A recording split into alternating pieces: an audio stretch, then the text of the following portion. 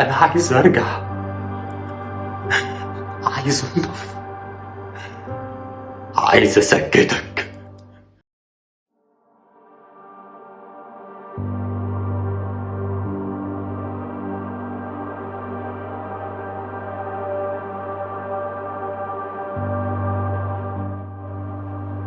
أنا تعبت،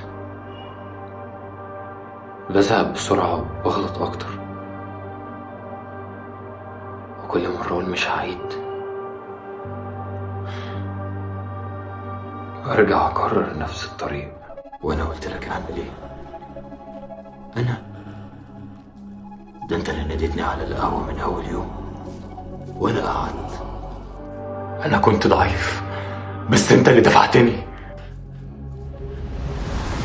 دفعتك؟ لا، أنا فتحت لك الباب وأنت دخلت جاي. فاكر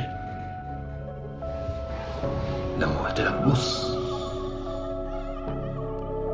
قلت لي ثانية واحدة بس،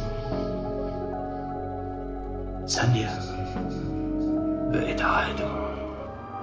أنا كرهت نفسي، كرهت اللي بقيت عليه، بقيت بخاف من مرايتي، من صوتي، من خيالي. بس بتحبني، بتحب الإحساس اللي بعد الغلطة، اللحظة اللي بتحس فيها إنك خارج عن السيطرة، بتدوخ فيها وتقول أنا حر وأنا أحررك أكتر. أنا عايز أرجع، عايز أنضف، عايز أسكتك. بس أنا مش جاي من بره، أنا جاي من جواك. تنضف؟ طب إزاي؟ المية اللي بتنضف أنت شوهتها بإيدك.